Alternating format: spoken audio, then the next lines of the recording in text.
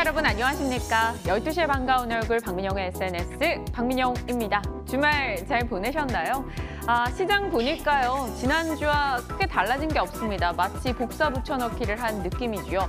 주말 지나고 조금은 기운을 차려서 돌아오길 바랬는데 여전하네요. 그래도 일부 종목들은 개별 종목들은 실적에 따라 조금 들썩임을 나타내기도 합니다. 그래서 들여다보면서 모든 상황이 나쁨 속에서도 좋은 게 하나쯤은 있겠지 하며 살펴봤는데요. 실적이 나오는 종목들이 올라간다? 어찌 보면 조금 심플해진 상황이 아닐까 싶습니다. 테마주 사서 언제 사고 언제 팔까 고민하느니 실적, 이 숫자가 좀 찍히는 종목들 추려서 오늘 골라내보도록 하겠습니다. 그래서 박민영의 궁금주도 오늘 좀 상당히 많이 준비되어 있는데요. 이야기 나누면서 전략 챙겨보도록 할게요. 박민영의 SNS 시작합니다.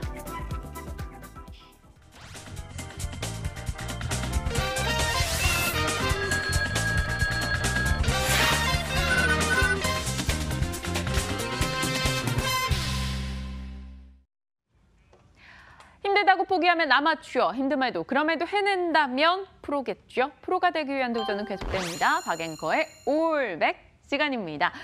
장안의 화제가 되고 있는, 장안의 인기를 끌고 있는 이 시간 함께 이끌어 나가는 두 분 인사 나눠볼게요. 권홍섭 주임님, 박재영 차장님 오셨습니다. 어서 오세요. 안녕하십니까. 네, 안녕하십니까. 두 분과 또 이야기 풀어보도록 하겠습니다. 포트 상황을 먼저 볼까요? 일단 오늘 장에서 올라가는 종목이 2개 정도 있는데 탄력이 그리 크진 않습니다. KTNG가 한 1% 정도 올라가고 있어요. 그리고 프로텍 오늘 하락입니다만 그래도 수익 구간이네요. 엠코르셋도 오늘 소폭 빨간불을 켰다가 보합이었다가 움직이고요. FNF가 문제네요. 오늘도 3% 정도 빠집니다. 손실률은 3.9% 정도이고요. 그리 크진 않고요. 앞서 채팅창에 그런 얘기도 있었어요. FNF 정체가 뭐냐? 요즘 오르고 하루 오르고 하루 내리고 하루 오르고 하루 내리고 팔려면 오르고 이런 움직임 계속되다 보니까 이런 정체가 뭐냐까지 얘기가 나오는 것 같아요. 박 차장님 알아요. 실적 때까지는 보고 가죠 라고 얘기하실 거 알면서도 그냥 FNF 불안하니까 한 번 더 짚어보고 싶어요. 지금 시장 자체가 불안한데 이 정도면 애교로 봐줄 수 있지 않을까요? 애교, 네. 오르고 내리고 하잖아요. 내리고 안 하고. 그렇죠. 요새 내리고 하는 종목들이 한 1,400개 중에 한 700~800개 정도 하는데 700~800개가 뭐예요? 한 1,000종목 정도 내리고 하는 것 같은데 이 종목은 오르고 내리고 하잖아요. 그나마 좀 애교로 봐줄 수 있어 보이고요. 외국계 수급이 좋았다 안 좋았다 합니다. 거기에 따라서 조금씩 영향을 받고 있는 것 같은데요. 우리 멜린치 이런 이야기 많이 하잖아요. 멜린치가 단타를 치니 네. 프로그램 매매를 하니 그런 얘기 하는데 최근에 멜린치에서 꽤 강하게 들어오고 팔고 하면서 조금 조정이 나오고 있는 것 같아요. 그렇게밖에 해석할 수 없는 게 조금 안타까울 정도로 시장이 조금 이상한데 시장 지금 이런데 저희 FNF 고점에 들어가서 이 어려운 시장에서 마이너스 3.9%면요.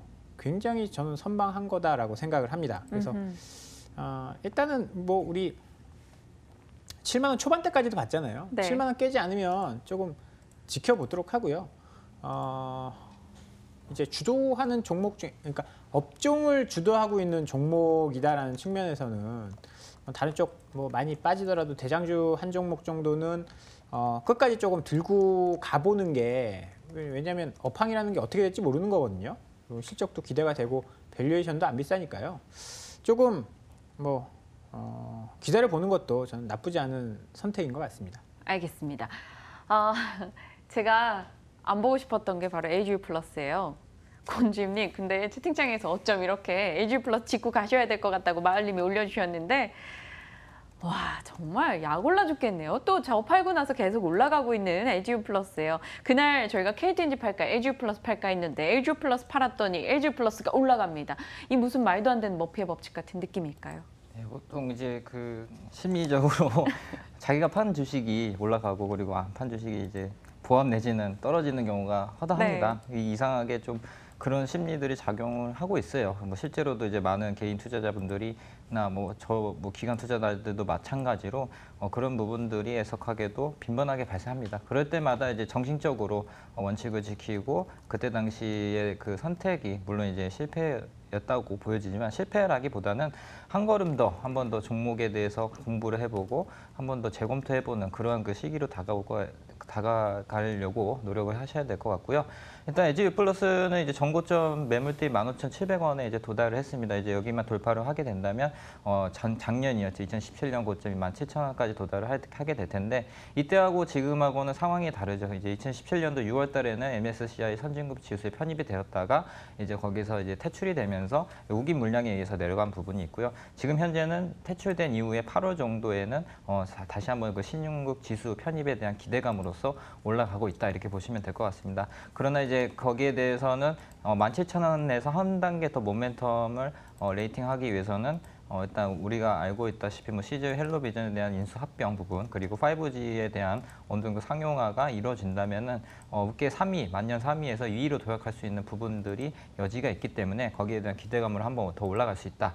그리고 IPTV 가입자에서도 순증하는 추세라서 네. 뭐 그런 부분에 있어서는 KT보다는 월등하게 낮다고 보여지고요. 상대적으로 통신주를 하시려면 SK텔레콤이나 이제 LGU 플러스가 가장 매력도가 높다 이렇게 보시면 될 것 같습니다.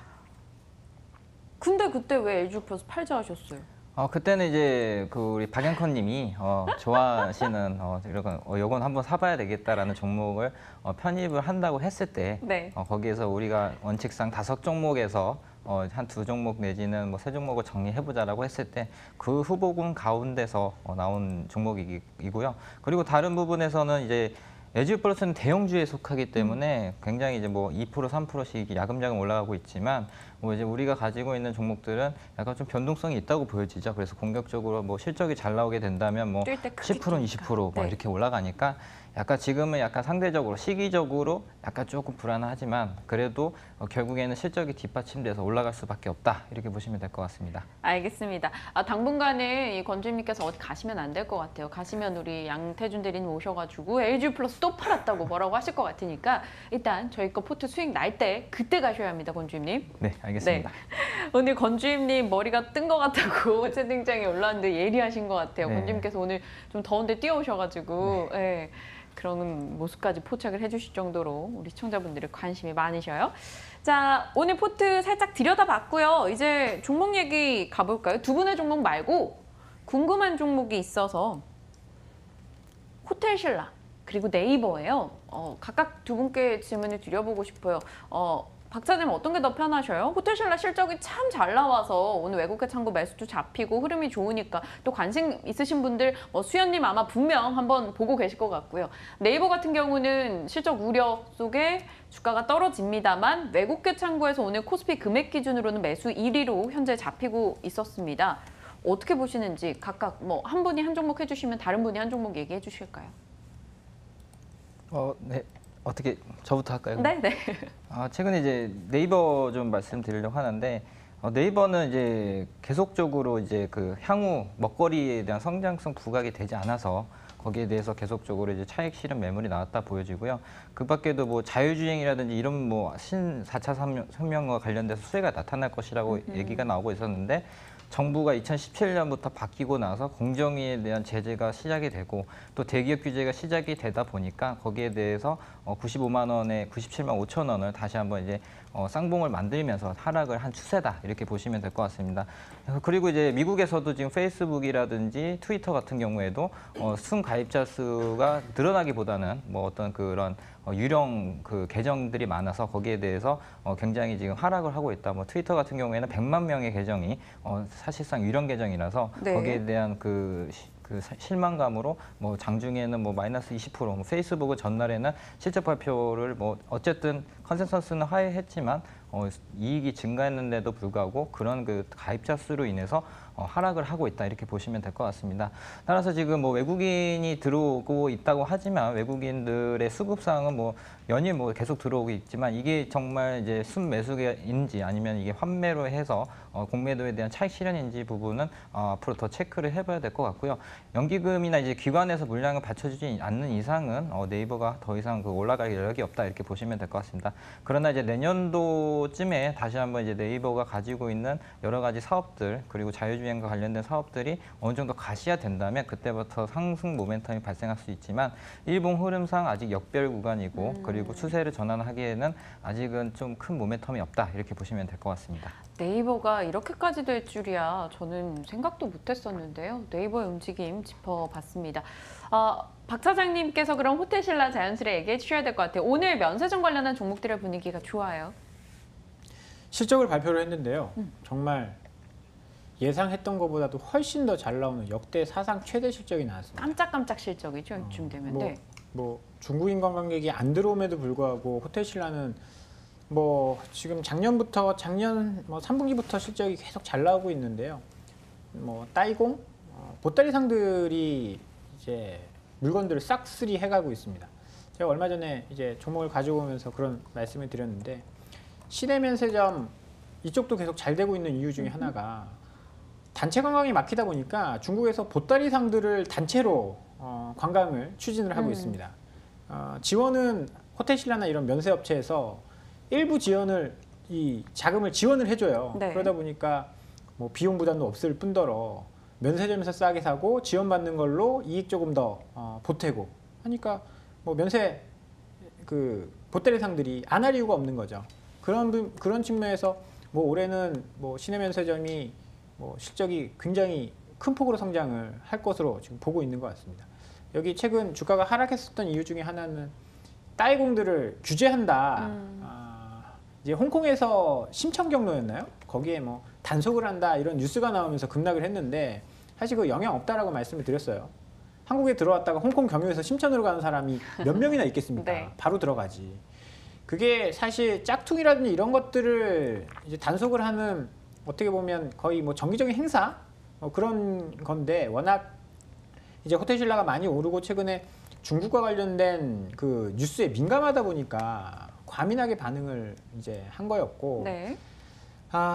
신세계나 이런 면세업체들이 최근에 주가가 굉장히 많이 빠지면서 시장에서는 좀 신경질적으로 반응을 한 것 같습니다. 근데 결국은 이제 실적 따라 올라갈 가능성이 높다라고 보고요.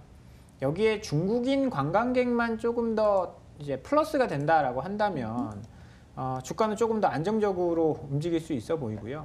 밸류에이션 자체는 워낙 좀 비싼 종목입니다. 워낙 비싼 종목인데 주가가 빠지면서 안정을 좀 되찾았고요.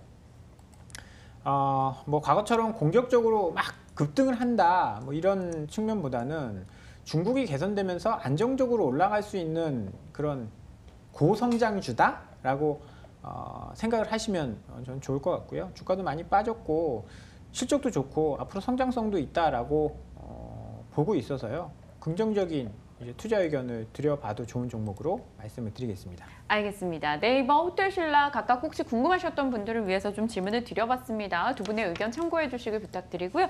이제 곧장 두 남자의 종목으로 가보죠. 심계일전에서 월요일 어떤 종목들을 들고 오셨을지 궁금합니다. 열어보시죠. 박재영 사장님의 종목입니다.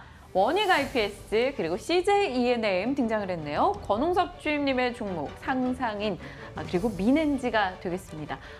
다 재밌을 것 같아요. 상상인, 텍살렌트컴 저희 이야기 나눠봤었던 종목인데요. 권 주임님, 네. 상상인부터 가볼까요? 네, 상상인 이제 지난번 소개해드렸다시피 이제 저축은행을 필두로 해서 고성장을 하고 있는 회사다 이렇게 보시면 될 것 같습니다. 현재 이제 이 회사가 공평저축은행하고 그리고 세종저축은행에 대한 지주 회사라고 보시면 될 것 같고요. 그 밖에도 바이오 지분은 몇 % 좀 투자를 하고 있는데 그런 부분들은 이제 향후에 가시성이 되면은 플러스 알파 효과가 날 것이다 이렇게 보시면 될 것 같습니다. 일단 실적으로 보자면 이제 상상인의 경우에는 1분기에는 504억 원 영업이익을 달성을 했는데 이게 그 전년비 대비해서 한 120% 어닝 서프라이즈 달성을 함으로써 앞으로 주가 수준이 좀 더 높아질 것 같다라는 기대감에 상투를 쳤으나 그 이후에 조금 이제 조정에 들어갔다. 그 부분은 이제 시장이 전체적으로 안 좋았기 때문에 수급 여건에 따라서 지금 조정 중이다 이렇게 보시면 될 것 같고요.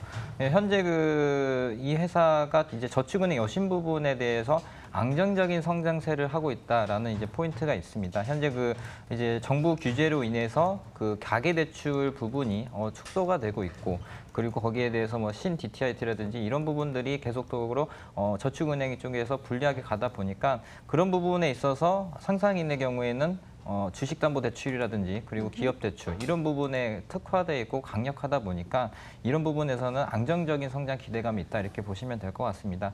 현재 그 주가 수준도 지난 그 저점이었죠. 한 18,000원 정도를 찍고 나서 22,400원으로 안정적인 이제 상승세, 고점을 높이고 저점을 높이면서 올라가고 있는데 일단 121선을 위에서 안착을 하고 뭐 그런 경우도 있지만 우리가 여기서 포인트가 두 가지가 있죠. 121선을 강하게 올라가는 이제 상승 모멘텀이 발생해서 25,000원을 찍고 그리고 나서 121선을 다시 안착해서 조정하면서 이제 우상향하는 방법. 그리고 여기서 계속 점진적으로 121선을 따라가면서 올라가는 그런 방법들이 있는데 아무래도 이제 2분기에도 역시 500억 이상의 흑자를 낼 여지가 있기 때문에 그렇게 된다면 어닝 서프라이즈는 한 번 더 달성할 것이다 이렇게 보시면 될 것 같습니다. 따라서 목표가는 이제 아까 말씀드린 대로 25,000원대까지 한번 설정을 짧게 보시고요. 네. 손절가는 25,500원 잡고 매매를 하시면 될 것 같습니다. 말씀 주셨듯이 저희가 매수했다면 역시나 수익 구간이네요. 일단 상상인 목표 주가 접근하신다면 25,000원으로 잡아보자. 일단 짧은 대응을 권해주셨어요. 상상인 저희가 두 번째 이야기 듣는 이만큼 간략하게 좀 짚고 넘어가겠습니다. 이어서 박 차장님의 종목 들어가 볼까요? 저는 이 두 종목 중에 CJ ENM이 더 궁금해요. 개인적으로 제가 이런 쪽 더 좋아하다 보니까 CJ ENM부터 해주세요. 네. 그렇죠. 방송, CJ는요, 드라마 이런 거. 최근에 상장한 지 얼마 안 됐는데 다시 그쵸. 재상장한 지 CJ 오쇼핑이랑 합병하면서 재상장한 지 얼마 안 됐는데 하고 나서 5일 내내 내렸었어요. 그렇죠. 굉장히 무섭게 하락을 했습니다. 기대감은 굉장히 컸었는데 그 기대감이 이제 합병 재상장하기 전에 굉장히 많이 반영이 되면서 합병하고 나서 그러니까 그 거래 정지 기간에 시황이 굉장히 급속도로 악화됐습니다. 맞아요. 그때 뭐 시장도 무너졌었고 넷플릭스가 실적 발표하면서 한번 확 빠졌다가 올라왔고 뭐 그러면서 그러면 CJ ENM도 안 좋은 거 아니야?라고 하면서 너무 오른 거 아니야?라고 하면서 차익 실현 매물이 좀 나온 거죠. 기존에 급등했었던 이 가격대가 합병 발표하고 급등했었던 가격대가 이 가격대인데 네. 23만 원대예요. 그때 가격으로 하면 이제 9만 원대 중반대죠. 여기서부터 이렇게 많이 수급적으로 땡겼었던 게 분할 재상장하고 한꺼번에 쑥 빠졌습니다. 네. 그리고 다시 22만 원대까지 떨어졌거든요. 상승하기 전까지. 합병의 시너지가 있다라고 한다면 지금은 굉장히 매력적인 구간에 좀 진입을 했다라고 생각을 하고 있고요. 네. 넷플릭스 변동성도 사실 넷플릭스가 빠지고 나서 또 줄줄줄 흐른 게 아니고 또 어느 정도 반등을 했거든요. 그리고 넷플릭스가 사실 그렇게 해서 가입자 수가 줄어들면 뭘 하겠어요. 컨텐츠를 보강할 겁니다. 그러면 이렇게 컨텐츠를 제공하는 업체 입장에서는 그렇게 나쁠 일도 아니에요. 넷플릭스가 없어지는 게 아니다라고 본다면. 네. 그래서 지금 기술적으로도 아니면 전방 산업을 보더라도 그렇게 큰 악재가 아닌데 주가가 너무 많이 빠져 있다라고 생각이 들고요. 23만 원이면 합병의 시너지가 반영되지 않은 그런 가격대라서 굉장히 매력적인 구간이다라고 생각을 합니다. CJ ENM은요, 아시다시피 아시아 최고의 콘텐츠 제작사입니다. 지금 대한민국에서 가장 드라마를 잘 만드는 쪽이 스튜디오 드래곤이에요. 그걸 가지고 있는 CJ ENM이고요. 지금 드라마 시청률 순위 상위권에 있는 거 꼽아 본다라고 하는 주말 드라마나 이런 거 보면 지금 나오고 있죠. 미스터 선샤인. 저도 재밌어요. 처음에 1회, 2회 봤는데요. 네. 무슨 영화를 보는 것 같더라고요. 한 편이 다 영화 같아요. 영화를 보는 네. 듯한 느낌이 날 정도로 어마어마한 제작비와 공을 좀 많이 들인 그런 작품이고요. 시청률도 굉장히 잘 나오고 있습니다. 여기에 김비서가 왜 그럴까? 이번 주에 끝났나요? 저번 주에 끝났나요? 아쉽죠. 되게 아쉬워하시는 분들 많은 것 같은데 이것도 사실 별거 이 미스터 선샤인처럼 돈이 그렇게 많이 든 드라마는 아님에도 불구하고 시청률이 어마어마하게 잘 나왔어요. 사실 이런 것들이 엄청 대박이거든요. 미스터 선샤인은 넷플릭스에 이제 판매가 되기도 했었고 기대가 되는 건 넷플릭스에 판매를 했는데 중국은 빼고 방영해줘라고 이야기를 했습니다. 그만큼 그 CJ ENM의 이 제작 능력이라는 것을 넷플릭스가 인정을 해준 케이스다라고 봐요. 네. 그러니까 중국에 팔면 넷플릭스 돈이 많이 될 텐데 중국에는 우리가 팔게라고 이야기를 하고 있는 거거든요. 여기 이제 뭐 무법 변호사라든지 뭐 상위권 뭐 시청률 상위권 그 드라마들을 모두 다 마스도 있어요. 네, 그것도 엄청 재밌다라고 재밌어요. 하더라고요. 제작을 하고 있고요.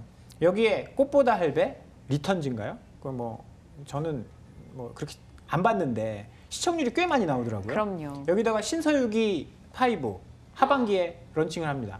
다시 이제 이승기 씨 돌아왔죠. 정말 재밌는데. 그거 참 재밌더라고요. 네.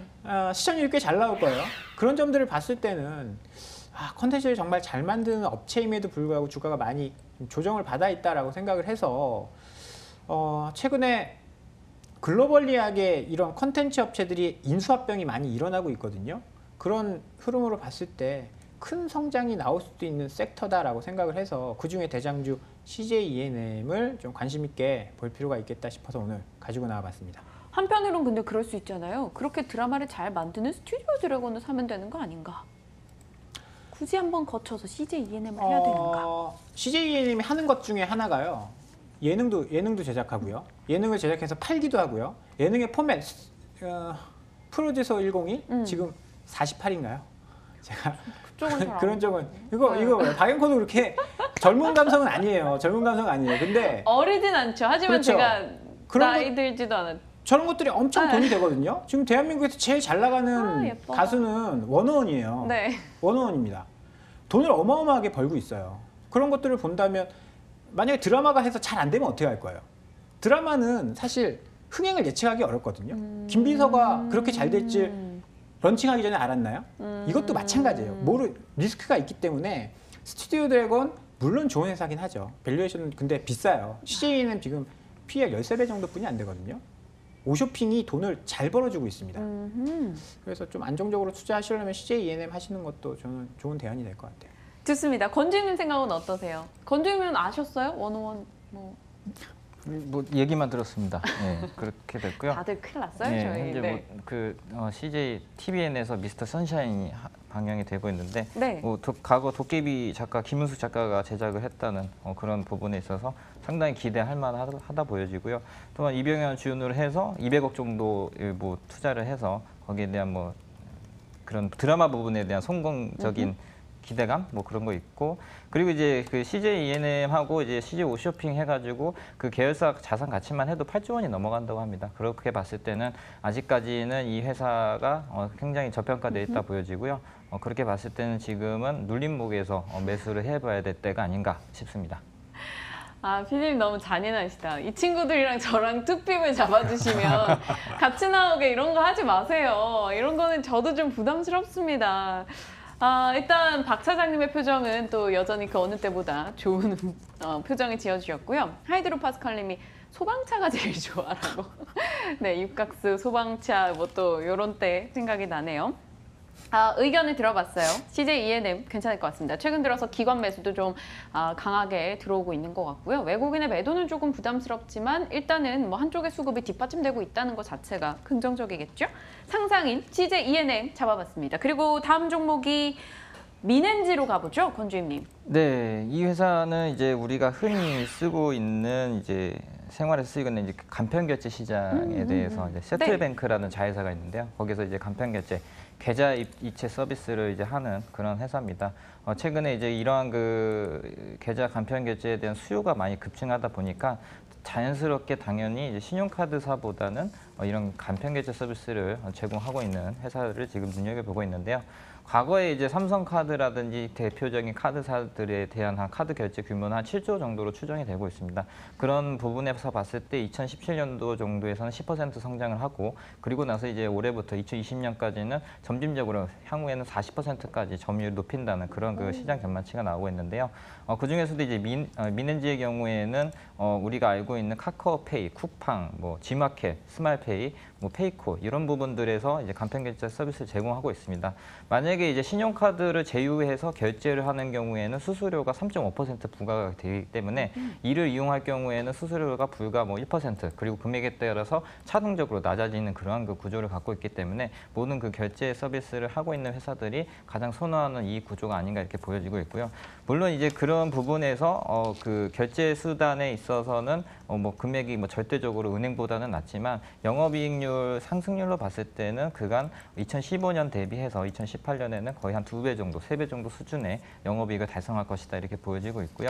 그 이후에 이제 그 자회사인 세태뱅크가 이제 IPO를 일으켜서 아마 하반기나 내년 상반기 정도에 상장할 예정인데 그런 그 지분 이익에 대한 가치 그리고 마지막으로 이 회사가 지금 현재 통신 3사와 제휴를 통해서 이제 SK텔레콤, LG유플러스, KT 등과 같은 이런 회사를 통해서 보안 로그인이라든지 그리고 휴대폰 도용 방지 서비스 이런 부분들을 제공을 하고 있습니다.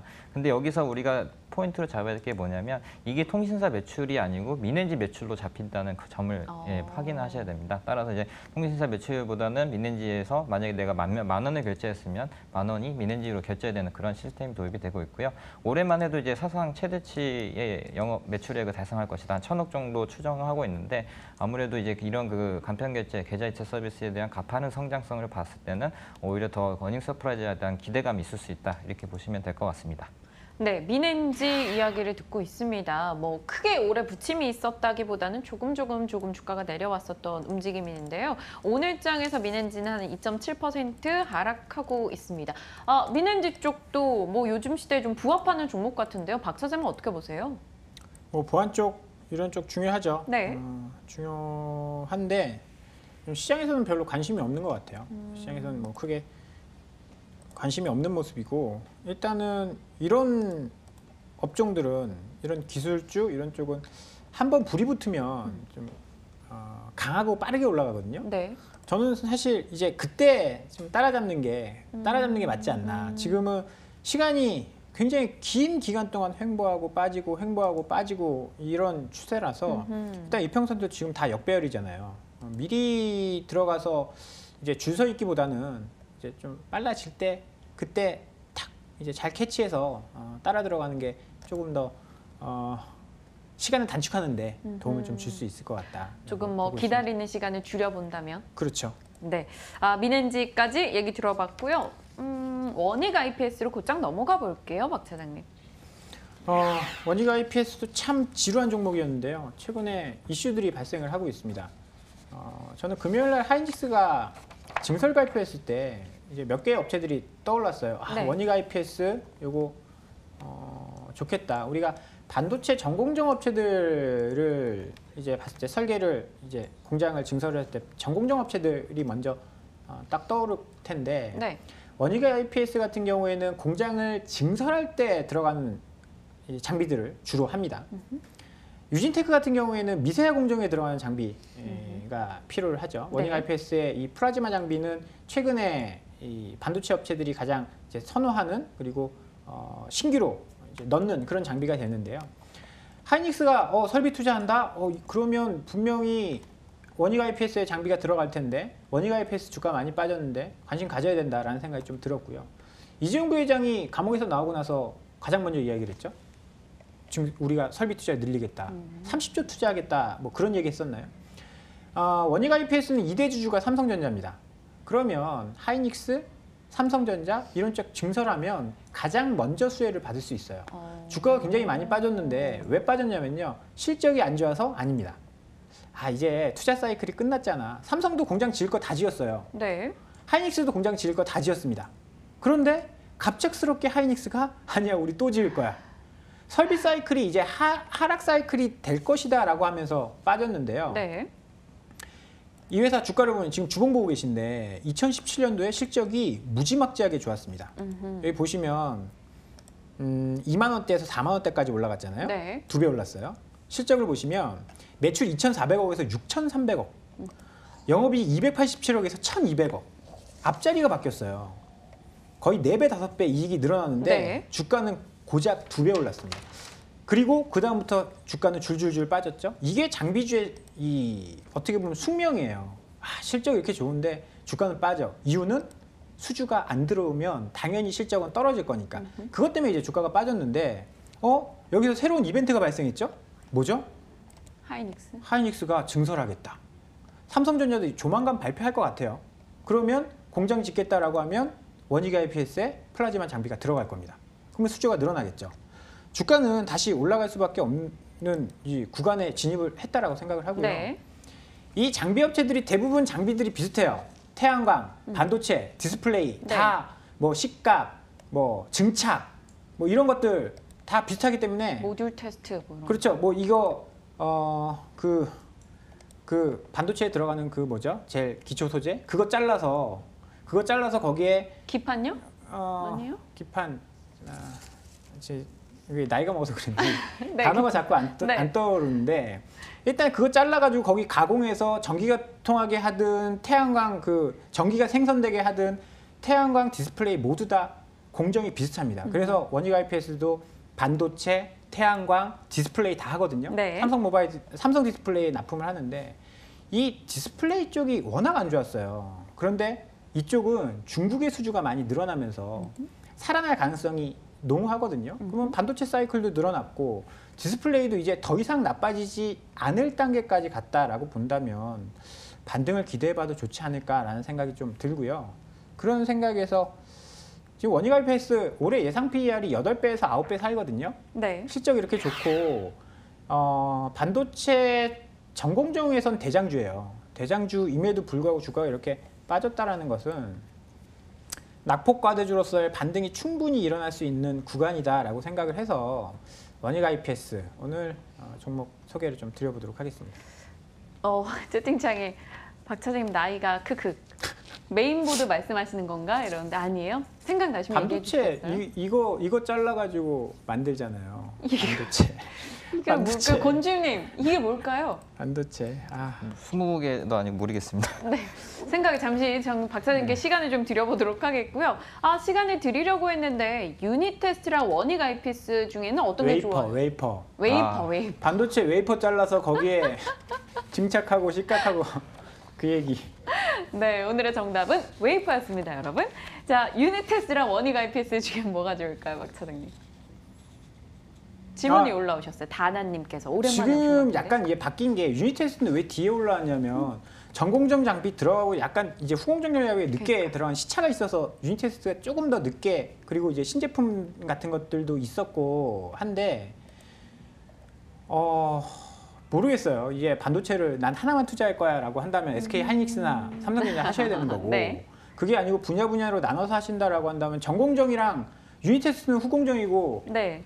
원익 IPS는 전공정인데 약간 결이 다르잖아요. 그걸 똑같이 비교하기는 저는 좀 어렵다라고 보고 지금 단기적으로는 하이닉스 투자 이야기가 나왔기 때문에 이런 모멘텀 플레이로 본다면 원익 IPS가 조금 더 낫지 않을까라고 좀 보셔도 좋을 것 같아요. 권주님께 질문 드려볼게요. 원익 IPS 지난 금요일에 11% 급등했었거든요. 원익 네. IPS 괜찮을 것 같으세요? 지금 접근이? 저 지금 약간 박 차장님한테 홀린 듯 얘기 들어가지고 사고 싶긴 해요. 네, 근데 원익 IPS 보니까. 상당히 좋습니다. 예. 왜냐하면 이제 그 증설이 SK 하이닉스가 이제 상당히 이제 공격적으로 나오면서 과거에는 이제 공구 과잉이라는 뭐 이런 이슈가 있지만 거기에 대한 그 수요에 대해서 낸드라든지 D램 공정에 대해서 그 수요를 뒷받침하기 위해서 증설한다는 거였고요. 그 밖에도 앞으로 이 전장 산업에 대해서는 수요가 어느 정도 늘어날 것이다라고 보여지고 있는데 그간 그 계속적으로 고정 가격과 현물 가격, 그러니까 뭐 하이닉스는 고정 거래 가격이 상당 부분 차지하고 있지만 현물 거래 가격이 어느 정도 이제 스프레드가 좁히면서 거기에 대해서 한번 이제 그 가격적으로 이제 한번 시청할 때가 아닌가라고 해서 이제 D램의 여팡이 둔화되고 있다 이렇게 발표가 나오고 있는데 그럼에도 불구하고 앞으로에 대한 그 D램이나 낸드에 대한 수요처가 다변화되고 그런 부분들로 봤을 때는 가장 큰 수혜가 원익 IPS가 되지 않을까 이렇게 좀 조심스럽게 예측할 수 있겠습니다. 알겠습니다. 고민스럽긴 하네요. 오늘 상상인 CJENM, 원익 IP 세 종목 모두 다 좀 마음에 들어요. 근데 포트에 대한 고민이 좀 있어서요. 원익 IPS를 담는다고 하면 제가 뭘 덜어야 되지 않습니까, 여러분? 5종목밖에 되지 않으니까요. 저희 포트에 넣을 수 있는 건. 박 사장님, 원익 IPS를 밀어내기를 해야 돼요. 지금 사기도 팔기도 좀 애매한 시장이라서 그동안 저희 포트에 큰 변화는 안 주고 있었거든요. 밀어낸다면 뭘 보내야 될까요? 프로텍 안녕 해줄까요? 프로텍이 좀 움직임이 둔하다 보니까. 그쵸. 예. 그때 살 때도 뭐 약간 너무 박사님 이렇게 지금 무슨 말을 하는 거야 하는 표정으로 저를 바라보시면 제가 어떡합니까? 저 고민스러워서. 고민되시죠? 왜냐하면 이제 포트상 이제 구성상 이제 몇몇 개는 좀 끌고 가야 되는 종목이 있는데 FNF 하이비전 끌고 가려고요. 그러면 이제 엠콜셋을 정리를 해봐도 좋을 것 같아요. 그래요? 왜냐하면 의류가 두 FNF랑 개라서? 겹치니까 뭐 그렇다고 돌격 앞으로 하면서 지금 뭐 IT로 싹 다 바꿀 만한 그런 지금 자신감 있는 시장은 좀 아니라서 일단은 구색을 좀 맞춰 놓는 측면에서는 엠코르셋 빼고 들어가는 것도 저는 나쁘지 않아 보입니다. 죄송해요, 박 차장님. 못 팔겠어요. 앵코르셋은 제가 그때 건주임님 얼마라 그러셨죠? 11,400원. 1,400원. 1,400원, 1,400원. 그렇죠. 그때까지는 있어보자 이야기 주셨는데. 그럼 원익 IPS 오늘 어저께 보니까 기관 수급이 상당히 플로우가 괜찮았기 때문에 네. 그 점에서 이제 우리가 프로텍하고 하이비전은 이제 그 카메라 모듈과 관련된 부품 업체이기 때문에 하이비전은 이제 놔두고 프로텍을 매도하고 둘 다 겹치니까 네. 프로텍을 빼고 하는 게 낫지 않을까요? 네, 박 차장님 죄송해요. 이런 걸 가지고 답정 너라고 하죠. 답은 정해져 있는데 내가 원하는 답을 말해줄 답정 너라고 때까지 하죠. 나 요즘 살찐 거 같지? 뭐 그러면 아니야, 그렇지 아니야. 않아라는 대답을, 그쵸? 네. 그래서 제가 눈치가 없었네요. 18,050원에 일단 프로텍을 잠시만요. 매도를 했는데 매도가 제때 되지도 않아요. 프로텍 미워요. 18,000원에 매도 걸겠습니다. 매도 체결이 됐고요. 아직 다 체결되지 않았네요. 네. 체결되지 않았습니다. 이럴 때 되게 초조하네요. 빨리 팔고 매수를 해야지 되는데 음악은 계속 나오고 있고 PD 선생님께서는 재촉을 하고 계시고요. 17,950원으로 네, 일단 매도 체결을 했습니다. 손실로 매도한 건 아니고요. 짧게 수익 난 거를 좀 처리한 상황이고요. 원익 IPS를 담도록 하겠습니다. 초조해. 늘 쫓기는 이게 너무 힘든 것 같아요. 원익 IPS 포트에 들어왔습니다. 네. 가격 라인을 설정해볼까요, 박 차장님? 목표가 29,400원에 저희 26주 담았고요. 목표 주가는 어느 정도로 볼까요, 저희? 네, 원익 IPS 목표 주가는 35,000원 뭐 1차적으로 제시를 해드리고요. 박스권 상단입니다.